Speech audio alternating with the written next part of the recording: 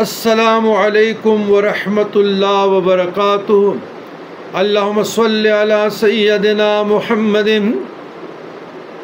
وبارک وسلم وبعدد کل شیء معلوم لک جزا اللہ عنا سیدنا محمد صلی اللہ علیہ وسلم ما هو اہلہ رضیت باللہ ربا وبالاسلام دینا وبمحمد صلی اللہ علیہ وسلم رسول النبی اللہ۔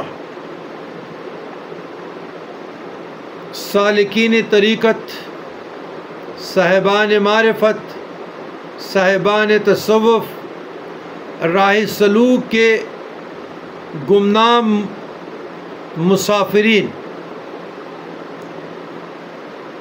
نیت مراقبہ اقربیت بڑا اہم مراقبہ ہے۔ وَنَحْنُ أَقْرَبُ إِلَيْهِ مِنْ حَبْلِ الْوَرِيدِ کا ذات سبحانہ وتعالیٰ جو کہ اصل اسماء و صفات ہے بموجب آیات کریمہ وَنَحْنُ أَقْرَبُ إِلَيْهِ مِنْ حَبْلِ الْوَرِيدِ، ہم اس کی شعر سے بھی زیادہ نزدیک ہے، یعنی میری شعر سے بھی کبیر ہے۔ اس ذات سے پیران کبار کے توسل سے میرے لطائف خمسہ عالم امر اور لطیف نفسی میں فیض آ رہا ہے۔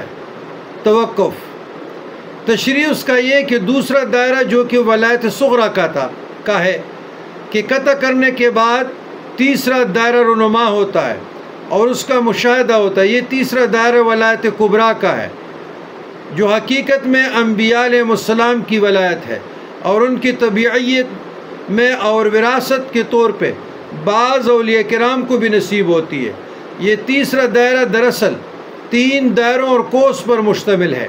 ان میں سے پہلے دائرہ کا نچلا نصب اسماء و صفات زیادہ پر مشتمل ہے اور اوپر والا نصب شؤونات ذاتیہ کو متمزن ہے۔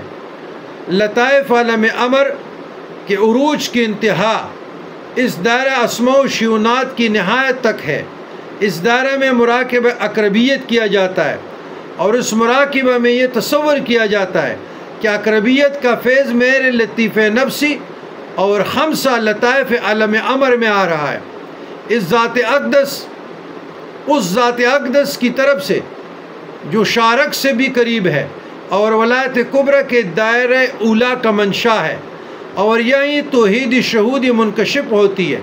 اس میں نفی اثبات کے ورد کی کثرت بہت مفید اور ترقی کا باعث ہے۔ نفی اثبات لا الہ الا اللہ، وہ بھی آپ نے وقوف زمانی یا وقوف عددی سے پڑھے۔ ایسے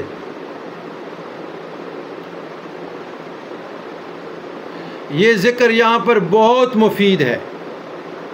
یہاں اس آیت کو بسم اللہ الرحمن وَنَحْنُ أَقْرَبُ إِلَيْهِ مِنْ حَبْلِ الْوَرِيدِ اور نفی اثبات کو اس مراقبے میں جب آپ اس حال میں ہیں، اب گزرے نہیں ایسے آگے، تو اس میں نفی اثبات اور یہ آیت ورد زبان رکھیں سالکین کے لیے، چاہے کاملین ہو چاہے اکمل ہو، بہت مفید ہے، فائدہ مند ہے۔ والسلام علی من اتبع الہدی۔